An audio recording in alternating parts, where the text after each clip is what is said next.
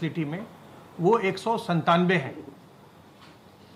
Pool test के अंतर्गत कल 5-5 सैंपल के 3248 पूल लगाए गए थे, जिनमें 667 में पॉजिटिविटी देखी गई और 10-10 सैंपल के 241 पूल लगाए गए थे, जिनमें 26 में पॉजिटिविटी देखी गई। सर्वेलेंस की गतिविधि के अंतर्गत 52,473 इलाकों में कंटेनमेंट एक्सरसाइज किया गया है सर्वेलेंस के माध्यम से, और इसमें 2,37,058 टीम दिवस के माध्यम से 1,67,07,379 घरों का सर्वेलेंस किया गया है, जिनमें 8,41,169 लोग रहते हैं। प्रदेश में अब कोविड हेल्प डेस्क की संख्या बढ़कर के 61,794 हो गई है और इनमें 6,36,000 से ज़्यादा लक्षण युक्त व्यक्तियों को, सिम्टोमेटिक व्यक्तियों की पहचान की गई है। कोविड हेल्प डेस्क, जैसा कि आप जानते हैं, कि सभी महत्वपूर्ण कार्यालयों में और प्रतिष्ठानों में बनाए जाते हैं, जहां की लोगों की प्रारंभिक स्क्रीनिंग की जा सकती है कोविड के लिए, तापमान के आधार पर और ऑक्सीजन सैचुरेशन लेवल के आधार पर। तो हर एक कोविड हेल्प डेस्क पर एक इंफ्रारेड थर्मोमीटर और एक पल्स ऑक्सीमीटर आवश्यक रूप से होता है। पूरे प्रदेश में अब जो integrated Covid control and command centre हैं, उन्होंने पूरी तरह से फंक्शन करना प्रारंभ कर दिया है और जो फैसिलिटी एलोकेशन की व्यवस्था है उसका भी विकेंद्रीकरण का आदेश जारी किया गया है, जिसके अंतर्गत शहर को कई जोन्स में बांटना है और वो जोन में बांट करके फिर कमांड सेंटर से उस जोन के अंतर्गत जो इलाका होता है उसके संक्रमित लोगों की सूची वहाँ भेजी जाती है, जिसमें से जो लोग होम आइसोलेशन के योग्य होते हैं उनके घर पर उस जोनल सेंटर से रैपिड रिस्पांस टीम उनके घर जाती है और घर जाकर के उनके परीक्षण करती है। परीक्षण करने के पश्चात उनको आवश्यक दवाएं भी निःशुल्क उपलब्ध कराती है और उसके साथ साथ उनके घर वालों के लिए जो प्रोफाइलेक्टिक मेडिसिन है, अर्थात जिससे कि दूसरे लोग संक्रमण उनको न लगे, न हो, इससे बचते हैं, उसके लिए उनको हाइड्रोक्सीक्लोरोक्विन और जैसी स्थिति हो उसके अनुसार, छोटे बच्चों को नहीं दिया जाता है, ये 15 साल से छोटे बच्चों को नहीं दिया जाता या गर्भवती महिलाओं को नहीं दिया जाता है, बाकी लोगों को स्थिति देख करके डॉक्टर प्रिस्क्राइब करते हैं हाइड्रोक्सीक्लोरोक्विन, और साथ में आइवरमेक्टिन भी हमारे यहाँ अब दिया जा रहा है प्रोफाइलेक्टिक के रूप में। जैसा मैं आपसे बार बार निवेदन करता हूँ कि इस संक्रामक बीमारी से संक्रमित होने पर किसी प्रकार की भी हीन भावना या किसी प्रकार की लज्जा या शर्म की आवश्यकता नहीं है। ये संक्रामक बीमारी किसी को भी हो सकती है और लोग, अधिकांश लोग स्वस्थ होकर के, जो लोग भी समय से अपनी जांच करा लेते हैं, आपने अभी सुना, मैंने आपसे निवेदन किया कि 80,000 से ज़्यादा लोग जो संक्रमित हुए थे वो स्वस्थ होकर के अपना कामकाज कर रहे हैं। कुछ लोग हमारे कार्यालय में भी संक्रमित हुए थे, वो संक्रमित होने के पश्चात उपचारित होकर आ गए और कार्य कर रहे हैं, हमारे साथ रोज कार्य कर रहे हैं। तो इसमें किसी प्रकार की भी न तो हीन भावना की आवश्यकता है, न किसी प्रकार की लज्जा की आवश्यकता है, और न अगर किसी को संक्रमण हो तो उसके प्रति मन में दुर्भावना लाने की आवश्यकता है। ये संक्रामक बीमारी किसी को भी हो सकती है, किसी का भेदभाव नहीं करती। इसलिए जैसे ही आपको लक्षण लगें, आपको लगे या आपको लगे कि आपके परिवार में किसी को कोई लक्षण आ रहा है या आपके कोई परिचित व्यक्ति लोग जो हैं उनमें किसी में लक्षण आ रहा है, तत्काल उन्हें अपनी जांच कराने के लिए प्रेरित करें, जांच कराने में उनकी सहायता करें। जांच की व्यवस्था और इस संक्रमण से इलाज की व्यवस्था राज्य सरकार की ओर से बिल्कुल निःशुल्क है। तो जांच करवाइए और अपनी चिकित्सा कराएं। आपकी चिकित्सा, जितनी जल्दी आप चिकित्सा करवाएंगे, आप बिल्कुल स्वस्थ होकर के घर जाएंगे और अपने कामकाज में लग जाएंगे। अगर आप इसको छुपाने का प्रयास करते हैं, अगर आप ये सोचते हैं कि नहीं कोई बात नहीं है, मैं खुद ही ठीक हो जाऊंगा, वैसे में फिर देर करने से जटिलताएं आती हैं। और जटिलताएं आने से बाद में फिर उसमें कई बार कठिनाई का अनुभव भी होता है। तो इसलिए अपनी जांच तुरंत कराइए और इलाज कराइए, और ध्यान रखिए कि अभी इसकी कोई दवा नहीं है, एक कोई कारगर दवा नहीं है, न ही कोई वैक्सीन है। तो बचाव के तरीके आप अच्छी तरह जानते हैं, बचाव के तरीकों का इस्तेमाल करिए। अपने हाथ को साबुन पानी से बार बार धोते रहिए, कम से कम 30-40 सेकंड तक धोइए, जिससे कि आपके हाथ पर कोई भी वायरस टिकने न पाए। अपने मुंह और नाक को सार्वजनिक स्थलों पर ढकिए, मास्क से ढकिए, रुमाल से ढकिए, गमछे से ढकिए, दुपट्टे से ढकिए, उसको ढक कर रखिए मुंह और नाक को। ये बहुत आवश्यक है। अगर आप इसका पालन करेंगे तो संक्रमण से बचे रहेंगे। बहुत ही कम संभावना रहती है कि जो लोग सावधानियों का पालन करते हैं, अपने हाथ को साबुन पानी से साफ रखते हैं, अपने मुंह और नाक को ढक कर रखते हैं और 2 गज की दूरी लोगों से मेंटेन करते हैं, उनको संक्रमण हो इसकी संभावना न्यूनतम होती है। तो आप संक्रमण से बचे रहेंगे, स्वयं भी बचेंगे और दूसरों को भी बचाएंगे।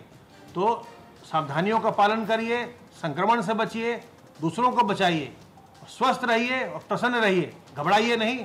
सरकार आपके लिए जांच और इलाज की व्यवस्था निःशुल्क किए हुए है। अब मैं अनुरोध करूंगा अपर मुख्य सचिव गृह से।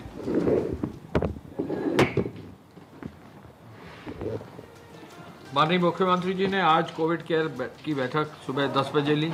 संक्रमण को चेन को तोड़ने के लिए निरंतर सावधानी बरतने की आवश्यकता है। कोविड-19 के दृष्टिगत प्रदेश में स्थापित जो कोविड चिकित्सालय हैं उनको और मजबूत और सुदृढ़ करने की आवश्यकता है। आज मुख्यमंत्री जी ने लखनऊ के कोविड चिकित्सालय यानी SGPGI, KGMU, जो RML है, बाकी लोक बंधु है, इन सब का रिव्यू करने के लिए ACS मेडिकल एजुकेशन और ACS हेल्थ और मुझे भी ये निर्देश दिया था। आज हम लोग ने KGMU में जाकर एक जो नया चिकित्सालय उनका बन रहा है उसका रिव्यू किया है और कोशिश कर रहे हैं कि अगले इसी माह में जो 319 बेड का नया चिकित्सालय जो है KGMU में तैयार हो जाए।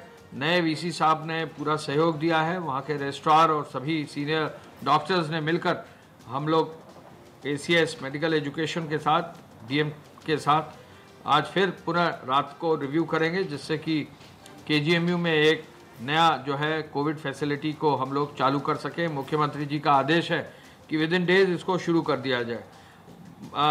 इस पूरी वैश्विक बीमारी के लिए दवा और वैक्सीन अभी नहीं है, लेकिन इसकी बचाव ही इससे सुरक्षा है।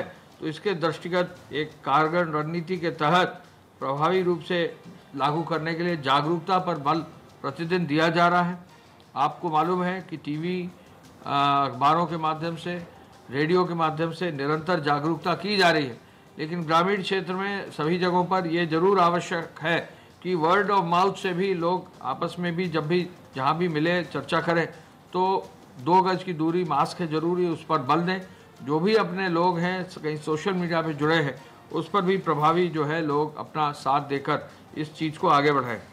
कॉन्ट्रैक्ट ट्रेसिंग और डोर टू डोर सर्वे अब प्रभावी रूप से प्रदेश में चल रहा है। लखनऊ में, कानपुर में, वाराणसी में, वेस्टर्न यूपी में सभी जगह डोर टू डोर सर्वे बहुत तेज़ी से हो रहा है और हर बार जो है एक साइक्लिक पीरियड में ये सर्वे हो रहा है, यानी एक बार ख़त्म होता है तो फिर नए सिरे से शुरू हो जाता है। तो इसको जो है और मजबूत करने का निर्देश दिया गया है। Integrated command and control centre को प्रॉपरली फीडबैक के लिए लगाकर उस पर जो है निर्देशों को जारी करने के लिए पूरी मजबूती से काम किया जा रहा है और उसको मुख्यमंत्री हेल्पलाइन से सभी इंटीग्रेटेड कमांड कंट्रोल सेंटर को जोड़कर उसको जो है फीडबैक से प्राप्त करके और कहीं कोई उसमें गैप्स हैं तो उसको दूर किया जा रहा है। मास्क की अनिवार्यता पर और तेज़ी से काम किया जा रहा है। लखनऊ, कानपुर, बरेली, प्रयागराज, गोरखपुर, वाराणसी में L2, L3 अस्पताल में बेड्स को बढ़ाने के लिए विशेष रूप से कार्रवाई की जा रही है। आज मैंने चिकित्सा शिक्षा मंत्री जी यानी वित्त मंत्री जी श्री सुरेश खन्ना साहब से बात की। वो खुद वाराणसी और मिर्ज़ापुर के दौरे पर हैं और वरिष्ठ माननीय मंत्रीगण और वरिष्ठ अधिकारीगण फील्ड में निकलकर एक एक चीज़ देख रहे हैं। आज मुख्य सचिव साहब को जो है कानपुर जाने का माननीय मुख्यमंत्री जी ने आदेश दिया है, तो मुख्य सचिव साहब स्वयं कानपुर जाकर उसको देख रहे हैं। मुख्यमंत्री जी ने निर्देश दिया है कि चिकित्सा और पुलिस कर्मियों को संक्रमण से बचाया जाए।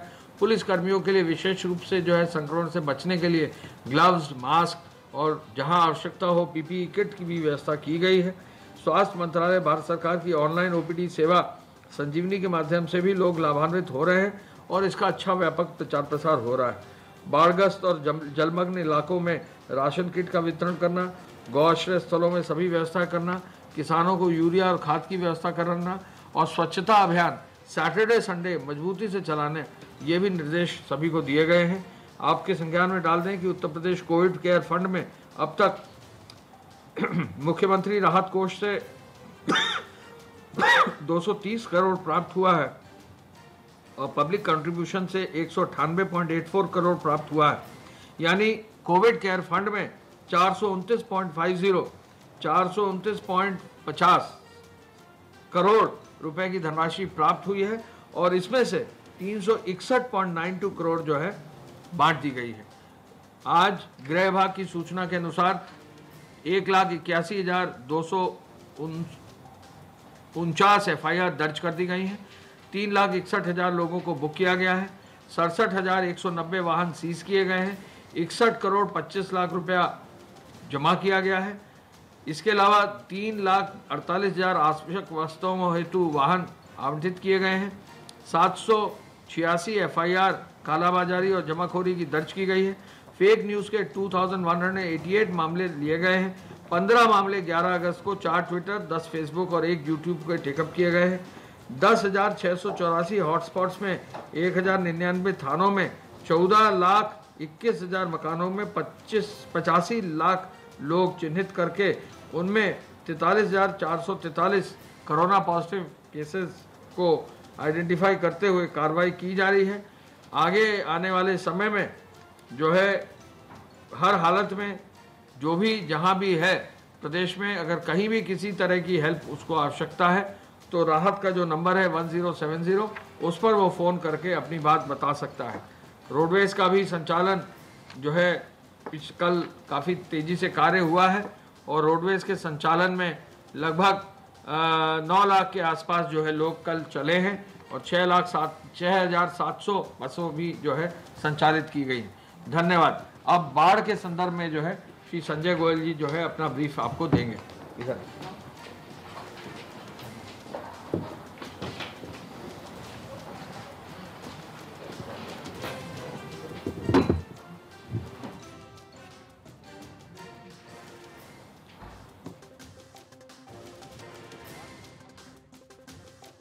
में स्थिति इस प्रकार है।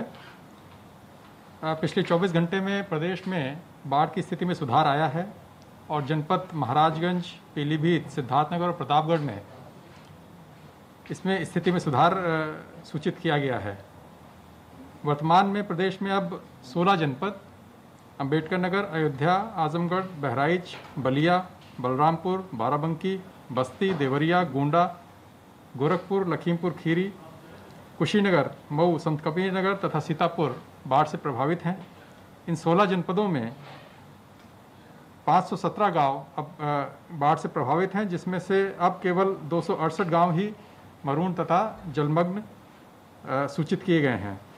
यह संख्या कल 330 थी, तो लगभग 35 गांवों की कमी आई है मरून और जलमग्न की कैटेगरी में। इसी प्रकार प्रदेश में अब सिर्फ 2 जगहों पर नदियां खतरे के निशान से ऊपर सूचित की गई हैं, जिसमें शारदा नदी पलियाकला में लखीमपुर खीरी जनपद में अपने खतरे के निशान से लगभग 38 सेंटीमीटर और सरयू नदी तुर्तीपार बलिया में अपने खतरे के निशान से लगभग 35 सेंटीमीटर ऊपर प्रभावित होना सूचित किया गया है। माननीय मुख्यमंत्री जी के निर्देश के अनुसार प्रदेश में राहत के कार्य लगातार किए जा रहे हैं और उसका विवरण इस प्रकार से है। वर्तमान में प्रदेश में कुल स्थापित बाढ़ शरणार्थियों की संख्या 300 है, जिसमें से 5 जनपदों के 32 शरणालयों में लगभग 900 लोग अभी प्रवास कर रहे हैं। विगत 24 घंटों में खाद्यान्न के वितरण लगभग 6,643 हुआ है और प्रदेश में अब तक कुल 51,403 खाद्यान्न किट का वितरण प्रभावित परिवारों को किया जा चुका है। इसी प्रकार आश्रय के हिसाब से लगभग 1,84,000 मीटर तिरपाल का वितरण प्रभावित परिवारों को किया जा चुका है। लगभग 645 नावें उपयोग में लाई जा रही हैं। 735 बाढ़ चौकियों का स्थापना की जा चुकी है, जिसके माध्यम से बाढ़ की स्थिति पर लगातार नज़र रखी जा रही है और उसका अनुश्रवण किया जा रहा है। विगत 24 घंटों में लगभग 5 पशु शिविरों की अतिरिक्त स्थापना की गई है। इस प्रकार अब तक प्रदेश में कुल 200 पशु शिविर स्थापित किए जा चुके हैं, जिसके माध्यम से लगभग 6,17,000 पशुओं का टीकाकरण अब तक किया जा चुका है। इन पशुओं हेतु प्रदेश में अब तक लगभग 1,600 कुंटल भूसा का वितरण किया जा चुका है और मेडिकल उपचार हेतु लगभग 262 मेडिकल की टीमें अभी प्रदेश में लगी हुई हैं।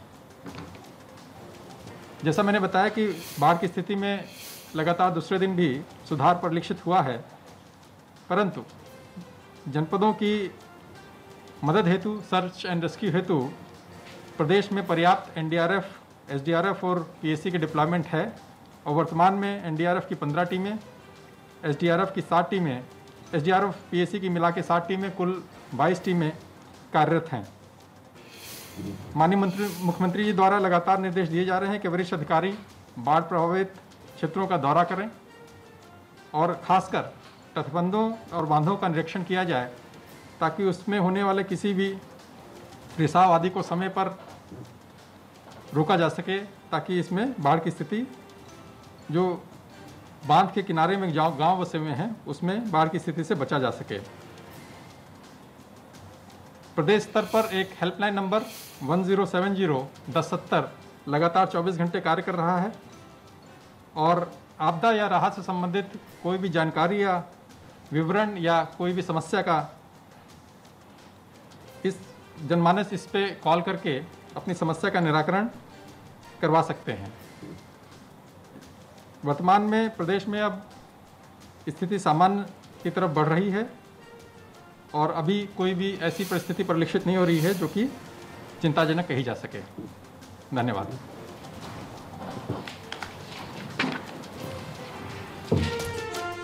तो ये यूपी सरकार ने बताया कि किस तरीके से कोरोना पर काम किया जा रहा है, साथ ही साथ जो बाढ़ है उसको लेकर भी जानकारी दी गई है कि किस तरीके से लोगों तक राहत पहुंचाई जा रही है, कितने लोगों को विस्थापित किया गया है, 6 लाख से ज्यादा पशुओं का टीकाकरण किया गया है। साथ ही साथ अगर कोरोना की बात कर लें तो कोरोना में कोशिश की जा रही है कि ज्यादा से ज्यादा टेस्टिंग की जाए और टेस्टिंग की भी जा रही है। 20,000 लोग होम आइसोलेशन में रखे गए हैं। वो लोग जो एसिम्प्टोमेटिक हैं, जिनमें कोरोना पॉजिटिव आया है, वो घर में रह रहे हैं। 20,000 ऐसे लोग हैं जिनका घर पर ट्रीटमेंट किया जा रहा है। साथ ही साथ अगर बाढ़ की बात कर लें तो बाढ़ के बारे में भी जानकारी दी गई है। एनडीआरएफ की 15 और एसडीआरएफ की 7 टीमें राहत में जुटी हुई हैं। प्रदेश में 200 पशु शिविर स्थापित किए गए हैं। 6 लाख से ज्यादा पशुओं का टीकाकरण हो चुका है।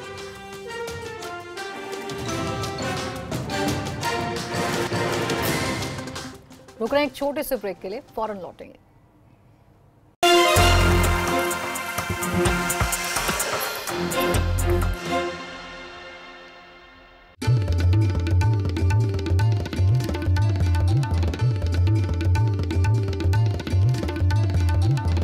आप देख रहे हैं एबीपी गंगा, खबर आपकी, जुबान आपकी।